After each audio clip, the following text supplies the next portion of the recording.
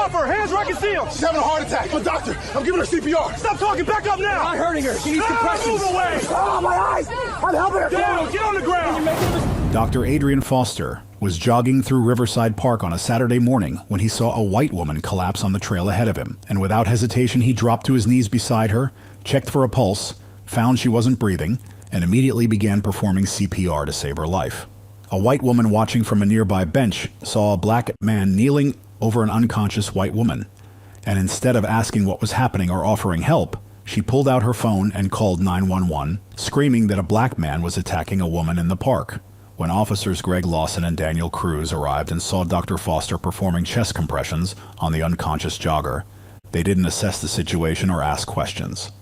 They pepper sprayed him in the face, mid-compression, tackled him off the woman, and when Adrian tried to explain that she was having a heart attack and that he was a doctor, Lawson told him to shut up and said, "It's always your kind committing these crimes."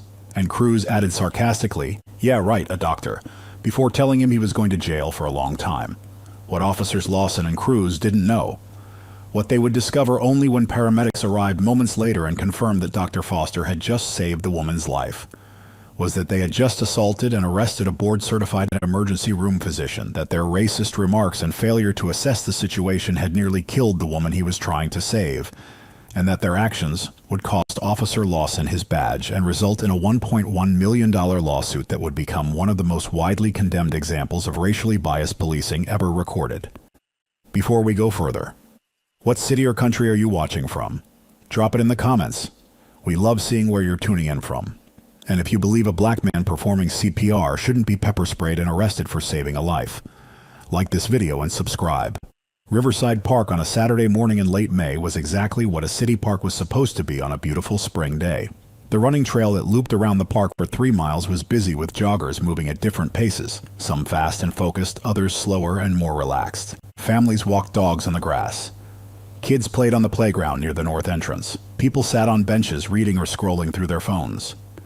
The sun was warm, but not too hot, and the air smelled like fresh-cut grass and the kind of morning that made people glad they lived in a place with parks like this. Dr. Adrian Foster ran the outer loop of the trail at a steady pace, his breathing controlled and even, his stride smooth from years of running this same route every Saturday morning. He was 38 years old, a board-certified emergency room physician at City General Hospital, and he had been working in emergency medicine for 10 years. He had seen just about everything a person could see in an ER. Trauma cases, cardiac arrests, overdoses, strokes, every kind of medical crisis that could walk through the doors or arrive by ambulance. He had performed CPR dozens of times, had saved lives that would have been lost without immediate intervention. And he had trained other doctors and nurses on how to respond when seconds mattered and hesitation meant death.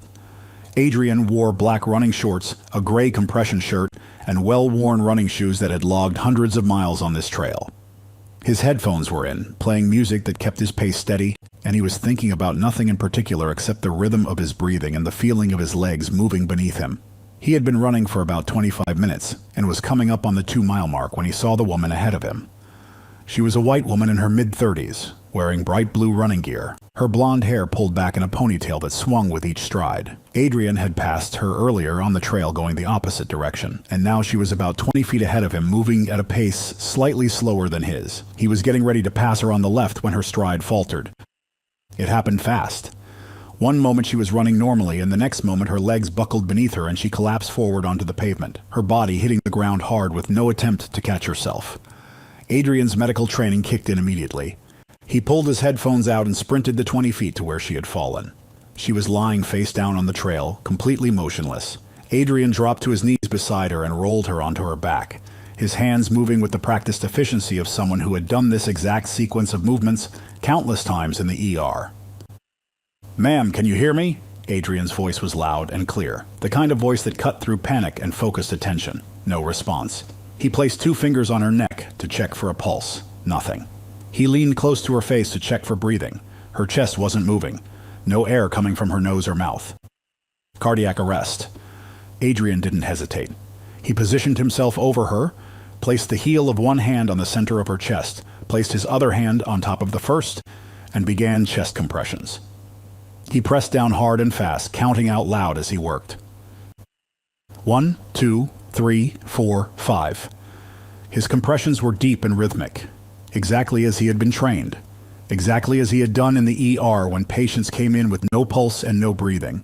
After 30 compressions, he tilted her head back slightly, lifted her chin, pinched her nose, and gave 2 rescue breaths. Then he went back to compressions. 1, 2, 3, 4, 5. Other joggers on the trail had stopped and were watching. Adrian looked up at them, his voice urgent. "Someone call 911. Tell them we have a woman in cardiac arrest at Riverside Park on the main trail." A man about 10 feet away pulled out his phone and dialed. Adrian kept doing compressions, focused entirely on keeping blood flowing to her brain until help arrived. He was sweating now, not from the run, but from the physical effort of performing high-quality CPR. His arms were starting to burn, but he didn't slow down. Every compression mattered. Every second mattered. What Adrian didn't see was the woman sitting on a bench about 50 yards away who had been watching him since he first knelt down beside the collapsed jogger. Karen Whitmore was 52 years old, and she had been sitting on that bench for the past 20 minutes, scrolling through her phone and occasionally looking up to watch people go by. When she looked up and saw Adrian kneeling over the woman on the ground, her brain didn't process what was actually happening. She didn't see CPR. She didn't see a medical emergency. She saw a black man on top of a white woman who wasn't moving. Karen's heart started pounding. She stood up from the bench, her phone already in her hand, and she dialed 911. The dispatcher answered. 911, what's your emergency? Karen's voice came out high and panicked. There's a black man attacking a woman in Riverside Park. He's on top of her. She's not moving. You need to send someone right now. The dispatcher's voice stayed calm and professional. Ma'am, what is the man doing? Is he hitting her? I don't know. He's just on top of her. She's not moving. Please hurry. We're sending officers now. Stay on the line. Are you in a safe location? Yes, but you need to hurry. He's still on top of her. The call was recorded and logged at 10:47 a.m. 4 minutes later, a police cruiser pulled into the park entrance with lights flashing. Officers Greg Lawson and Daniel Cruz had received the dispatch call describing an assault in progress. Black male suspect on top of a white female victim at Riverside Park Main Trail. Lawson was 36 years old with 11 years on the force, and Cruz was 28 with 5 years of experience. Both of them had been patrolling the area when the call came through, and they had responded immediately. As they drove into the park, they could see a small crowd of people gathered near the trail. Lawson spotted Adrian kneeling over the woman, his hands on her chest, moving up and down in what Lawson should have recognized as chest compressions but didn't, because he had already decided what he was looking at based on the dispatch call. Lawson and Cruz got out of the car and approached quickly. Adrian was still performing CPR, still counting compressions out loud, completely focused on keeping the woman alive. Lawson pulled out his pepper spray as he got closer, and Cruz's hand moved to his service weapon. Neither of them said a word. Neither of them asked what was happening. Neither of them assessed whether the woman was in medical distress. They just acted. Lawson sprayed Adrian directly in the face from less than 3 feet away. The pain was immediate and overwhelming. Adrian's hands flew to his face and he screamed, falling backward off the woman and onto the pavement. His eyes were on fire, his skin burning, and he couldn't see anything through the tears and the chemical burn. Cruz moved in immediately, grabbed Adrian by the arms, and slammed him face down onto the ground. Adrian was still trying to speak through the pain, his voice breaking. "She's having a heart attack. She needs CPR. I'm a doctor." Lawson's voice came from above him, cold and dismissive. "Shut up. It's always your kind committing these crimes." Adrian tried again, desperate now, because he knew the woman on the ground wasn't getting the CPR she needed, and every second without it reduced her chances of survival. "I'm a doctor. She's in cardiac arrest. Someone needs to do CPR." Cruz laughed, the sound harsh and mocking. "Yeah, right. A doctor. Sure you are." Lawson pulled Adrian's arms behind his back and snapped handcuffs onto his wrists with enough force to leave marks. Then he leaned down close to Adrian's ear, his voice low and certain. "You're going to jail for a long time." Adrian lay on the pavement with his face burning from the pepper spray, his wrists locked in handcuffs, and the woman he had been trying to save lying motionless on the ground a few feet away with no one performing CPR. And then he heard the sound of an ambulance siren getting closer. The ambulance pulled up to the scene 30 seconds after officers Greg Lawson and Daniel Cruz had handcuffed Dr. Adrian Foster and left him lying face down on the pavement with his eyes still burning from the pepper spray. 2 paramedics jumped out of the ambulance and ran toward the crowd of people gathered near the trail. and the first thing they saw was a woman lying on her back on the ground with no one performing CPR on her. The lead paramedic, a man named Jason Rivera, who had worked emergency medicine for 15 years, dropped to his knees beside the woman and immediately checked for a pulse. It was there, but it was weak and irregular. He looked at his partner and spoke quickly. "She's got a pulse, but it's unstable. Get the AED ready." His partner pulled out the automated external defibrillator and started setting it up while Jason began chest compressions. After 30 compressions, he paused and looked around at the crowd of witnesses standing nearby. "Who was doing CPR on her before we got here?" Multiple people pointed at Adrian, who was still on the ground in handcuffs with officers Lawson and Cruz standing over him. Jason looked at Adrian, then at the officers, and his expression shifted from confusion to anger. "Why did you stop him? She's in cardiac arrest. Every second without CPR reduces her chance of survival." Lawson's voice was defensive. "We got a call about an assault. He was on top of her. We had to secure the suspect." Jason stared at him for a moment like he couldn't believe what he was hearing. An assault? He was doing CPR. Look at her. She collapsed. She's not breathing on her own. He was saving her life. Cruz stepped forward, his tone still dismissive. "We were responding to a 911 call. The caller said he was attacking her." Adrian's voice came from the ground, hoarse and strained from the pepper spray, but still trying to make them understand. "I'm Dr. Adrian Foster. I'm an emergency room physician at City General Hospital. I saw her collapse. She had no pulse. I started CPR immediately. She's in cardiac arrest." Jason looked at Adrian more closely and recognition crossed his face. "Dr. Foster, I've worked with you. You've been at City General for years." He turned back to Lawson and his voice got harder. "You just pepper sprayed and arrested a doctor who was performing CPR. Do you understand what you've done?" Lawson didn't answer. His face had gone pale and he was starting to realize that he had made a serious mistake. Jason's partner had the AED pads on the woman's chest now, and the machine was analyzing her heart rhythm. The automated voice came through clearly. "Shock advised. Stand clear." Everyone stepped back, and the machine delivered a shock. The woman's body jerked slightly, and then the AED started analyzing again. After a few seconds, the voice came back. "Shock advised. Stand clear." Another shock. This time, when the AED analyzed her rhythm, it gave a different message. "No shock advised. Check pulse." Jason checked her pulse again, and this time it was stronger and more regular. He looked at Adrian, still handcuffed on the ground, and spoke directly to him. "Her heart's back in rhythm. You saved her life, doctor.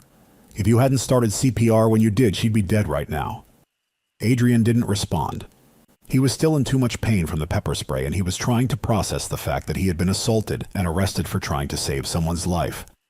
The witnesses who had been standing around watching the entire incident started speaking up now, their voices overlapping as they tried to tell the paramedics and the officers what had actually happened.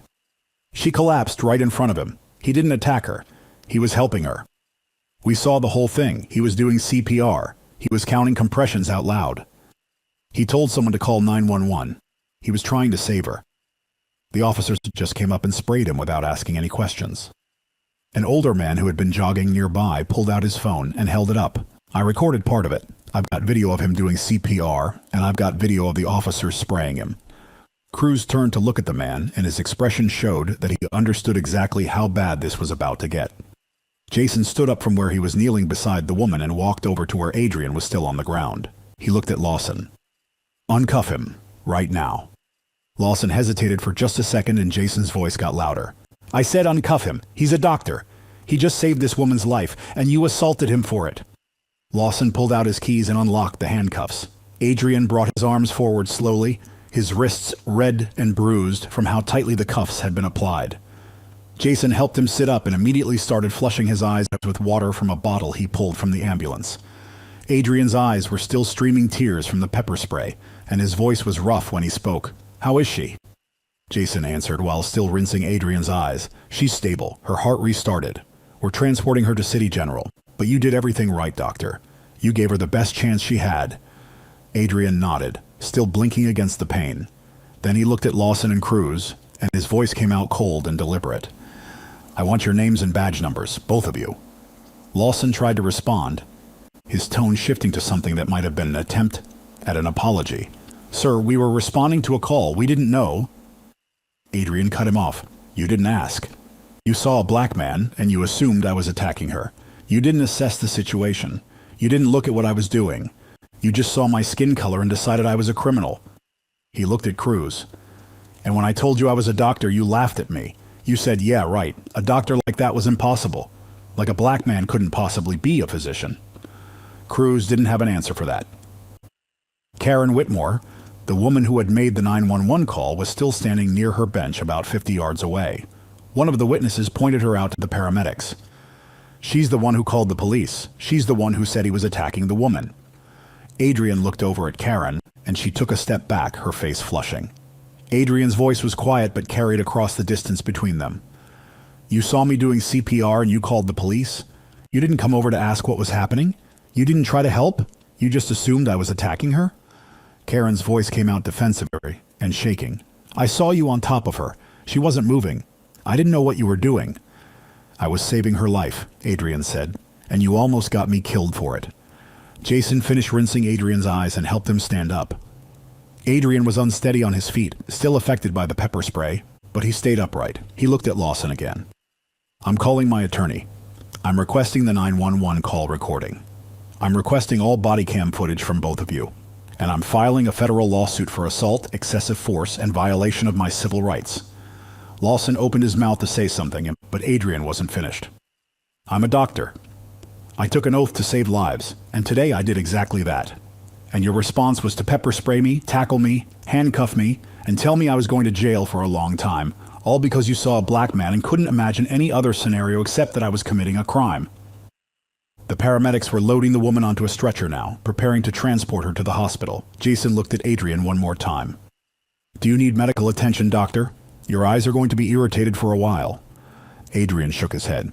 I'll get checked out at the hospital, but right now I need to make some phone calls. He pulled out his phone, and the first call he made was to his attorney. Dr. Adrian Foster sat in the emergency room at City General Hospital 3 hours after being pepper sprayed and arrested for saving a woman's life. And the nurse who was treating his eyes kept shaking her head in disbelief as he told her what had happened.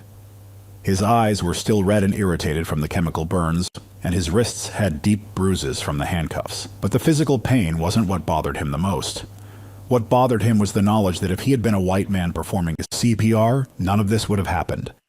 The woman he had saved, whose name was Sarah Mitchell, was in a room 2 floors above him recovering from the cardiac arrest. The cardiologist who examined her had confirmed what Adrian already knew. She had suffered a sudden cardiac event caused by an undiagnosed heart condition, and without immediate CPR, she would have died on that trail. The cardiologist came down to the ER specifically to find Adrian and thank him personally. You saved her life, Dr. Foster. The paramedics told me you started compressions within seconds of her collapse. That's the only reason she's alive. Her brain function is intact. Her heart is stable. She's going to make a full recovery because of you. Adrian nodded, but the gratitude felt hollow when he thought about what had happened afterward. His attorney, Marcus Reed, arrived at the hospital within an hour of Adrian's call. Marcus was a civil rights attorney with 20 years of experience handling cases of police misconduct, and when Adrian described what had happened, Marcus immediately began the process of securing evidence. The first piece of evidence was the 911 call. Marcus requested it through official channels, and the police department was required to provide it within 48 hours. When Marcus played the recording for Adrian 2 days later, the bias was undeniable. Karen Whitmore's voice, panicked and frantic, described a black man attacking a white woman in the park. The dispatcher asked if the man was hitting the woman or if she was conscious, and Karen responded that she didn't know, but that he's on top of her and she's not moving. At no point in the call did Karen mention that the man might be helping the woman. At no point did she describe CPR. She saw a black man on top of a white woman, and her brain filled in the rest with assumptions rooted in racial bias. The second piece of evidence was the body cam footage from officers Greg Lawson and Daniel Cruz. Marcus obtained it through a formal discovery request, and what the footage showed was damning.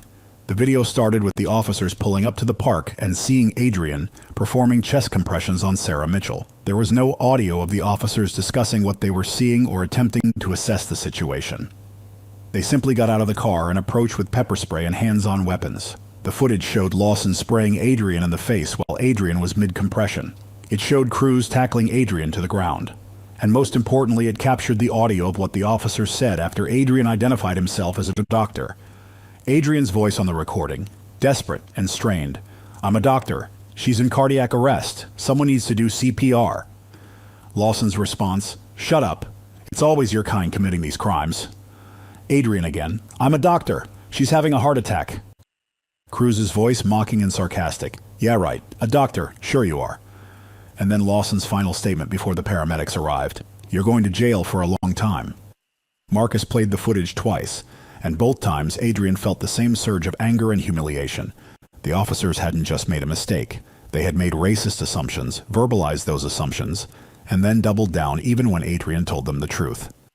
The third piece of evidence was witness testimony.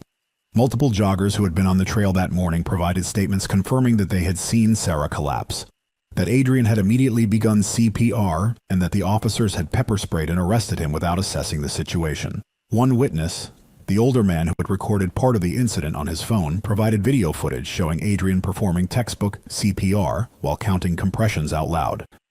Marcus compiled all of the evidence into a case file and met with Adrian in his office 1 week after the incident. He laid the file on the desk between them and spoke with the calm confidence of someone who knew exactly how strong his case was. "This is one of the clearest examples of racial profiling and excessive force I've ever seen. You were performing a medical procedure to save someone's life, and you were assaulted for it. The 911 call was based on racial bias. The officers didn't assess the situation. They used force without justification, and their verbal statements were explicitly racist." Marcus paused and looked directly at Adrian.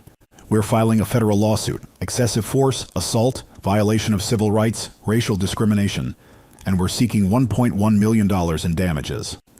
Adrian nodded. "Do it?" The lawsuit was filed 2 weeks after the incident, and the story broke in the local news within hours. The headlines were brutal and accurate. Doctor pepper sprayed while performing CPR. Officers arrest physician saving woman's life. Racist remarks captured on body cam during medical emergency. The city's response was immediate damage control. The police department released a statement saying the incident was under investigation and that they took all allegations of misconduct seriously. But the statement did nothing to slow the public outrage that followed. Sarah Mitchell, the woman Adrian had saved, regained full consciousness 3 days after the cardiac arrest, when the doctors explained what had happened. That a man had performed the CPR on her after she collapsed, and that police had arrested him for it. She was horrified. She asked to meet Adrian, and the hospital arranged it. Sarah walked into Adrian's office at City General with tears already streaming down her face. She was 34 years old, a marketing executive with no prior history of heart problems, and she had no memory of collapsing on the trail or anything that happened afterward. All she knew was that a stranger had saved her life and had been punished for it. "Dr. Foster, I don't even know how to begin to thank you. The cardiologist told me that without CPR I would have died. My brain would have been damaged even if my heart had restarted later. You saved my life." Adrian stood up from his desk and shook her hand. "I'm glad you're okay. That's what matters." Sarah shook her head, still crying. "But they arrested you. They pepper sprayed you while you were trying to save me. I can't believe that happened." Adrian's voice was quiet. "It happened because they saw a black man and assumed the worst. They didn't see a doctor. They didn't see someone performing CPR. They just saw my skin color and decided I was a criminal." Sarah looked at him with an expression that combined gratitude and guilt. "I'm testifying on your behalf. Whatever you need. I'll tell everyone what you did for me. I'll make sure people know you're a hero." And she did exactly that. Sarah gave interviews to local news stations. She wrote an op-ed for the city newspaper. She appeared at a press conference with Adrian and his attorney and told the world that Dr. Adrian Foster had saved her life and had been treated like a criminal for doing so. The pressure on the police department became unbearable. Officer Greg Lawson was placed on administrative leave pending the outcome of the internal investigation. The body cam footage was released to the public, and the racist remarks he and Officer Cruz had made were played on every news station in the city. And the case that had started with a man trying to save a life had become a national story about how racial bias can literally stop someone from helping another human being. The internal investigation into officers Greg Lawson and Daniel Cruz moved quickly because the evidence was so overwhelming that the police department had no choice but to act decisively. The body cam footage showing Lawson pepper spraying Dr. Adrian Foster while he was performing CPR, combined with the audio of both officers making racist remarks, left no room for defense or justification. The 911 call from Karen Whitmore revealed that the entire incident had been triggered by racial bias, and the witness testimony confirmed that Adrian had done nothing wrong and had in fact saved Sarah Mitchell's life. Officer Greg Lawson was terminated 4 weeks after the incident. The official findings stated that he had used excessive force without assessing the situation, had pepper sprayed a civilian who was performing life-saving medical care, had made explicitly racist statements that were captured on body cam, and had violated multiple department policies regarding use of force and professional conduct. Lawson was 36 years old with 11 years of service, and his law enforcement career was over. His termination was made public, and his name became permanently attached to one of the most widely condemned examples of racially biased policing in the city's history. Officer Daniel Cruz was suspended for 60 days without pay and placed on probation for 1 year. While he had not been the one to deploy the pepper spray, he had participated in the assault, had tackled Adrian to the ground, and had made the sarcastic remark mocking Adrian's claim that he was a doctor. The department determined that Cruz's actions, while less severe than Lawson's, still constituted a failure to properly assess the situation and demonstrated bias that violated department standards. The federal lawsuit filed by Dr. Adrian Foster against officers Lawson and Cruz, and the city moved through the legal system with unusual speed. The city's attorneys reviewed the evidence. The body cam footage, the 911 call, the witness statements, Sarah Mitchell's testimony, and the medical records confirming that Adrian had saved her life, and made the calculation that no jury would side with the defendants. A doctor performing CPR had been pepper sprayed and arrested while saving a woman's life, and the officers had made racist remarks that were recorded on their own body cams. The case was indefensible. The city settled the lawsuit for $1.1 million within 7 months. The settlement included not just monetary compensation, but a comprehensive list of mandatory reforms. The police department was required to implement new training on recognizing medical emergencies, establish protocols requiring officers to assess situations before using force, create an independent review board to investigate all use of force incidents involving racial bias allegations, and conduct quarterly audits of body cam footage to identify patterns of discriminatory behavior. Karen Whitmore, the woman who had made the 911 call, faced no criminal charges because calling 911 in good faith is legally protected even when the caller is wrong. However, once her identity was revealed through the lawsuit discovery process, she faced severe social consequences. Her employer, a financial services company, terminated her employment after determining that her actions reflected poorly on the company's values. She was publicly identified in news reports as the person whose racially biased 911 call had triggered the assault on a doctor saving a life, and her name became synonymous with the dangers of racial profiling by civilians. The case had a ripple effect that extended far beyond the individuals involved. Police departments across the country began using the body cam footage as a training example of how racial bias can cause officers to misinterpret life-saving actions as criminal behavior. Medical associations issued statements highlighting the incident as an example of how racial profiling endangers public health by discouraging bystanders from providing emergency medical assistance. Dr. Adrian Foster used a portion of the settlement to establish a scholarship fund for minority students pursuing careers in emergency medicine. He continued working as an emergency room physician at City General Hospital and became a vocal advocate for police reform and awareness of racial bias in emergency situations. He gave interviews, spoke at conferences, and shared his story to highlight how deeply ingrained racial bias can be, and how it can literally prevent someone from saving a life without fear of being treated as a criminal. Sarah Mitchell made a full recovery from her cardiac arrest and became one of Adrian's most vocal supporters. She testified at city council meetings about the need for police reform, wrote opinion pieces about how Adrian had saved her life and been punished for it, and worked with Adrian to advocate for better training on recognizing medical emergencies. She credited Adrian not just with saving her life, but with opening her eyes to the reality of how black people are treated in situations where white people would never face suspicion. 5 years later, the reforms implemented as part of the settlement remain in place. Officers responding to emergency calls are now required to assess whether a medical situation is in progress before assuming criminal activity. The Independent Review Board has investigated dozens of use of force incidents and forced accountability in cases that previously would have been dismissed. Greg Lawson has not worked in law enforcement since his termination and now works in warehouse logistics. Daniel Cruz completed his probation and remains with the department but has not been promoted. The body cam footage of Adrian being pepper sprayed while performing CPR is now one of the most widely viewed examples of racial bias in policing. It is shown in police academies, medical schools, and civil rights workshops as a clear demonstration of how assumptions based on race can override common sense, endanger lives, and result in the assault of someone performing a heroic act. The lesson was expensive, public, and permanent. Performing CPR while black should not result in assault and arrest. A 911 call based on racial bias can trigger a police response that treats a hero as a criminal, and officers who fail to assess situations before using force will face consequences that include termination, lawsuits, and national condemnation. Dr. Adrian Foster never received an apology from Greg Lawson, but he received something more important: justice, reform, and a $1.1 million settlement that sent a clear message. Racial bias has consequences, and those consequences are severe. If you believe a doctor saving a life shouldn't be pepper sprayed and called a criminal, share this story. What training do you think police need to prevent racial bias from overriding assessment in emergencies? Drop your answer in the comments. And if this story reminded you that heroes come in all colors and that assumptions can literally stop someone from saving a life, subscribe. We're not stopping until every person can help another human being without fear of being treated like a threat. Asterisk.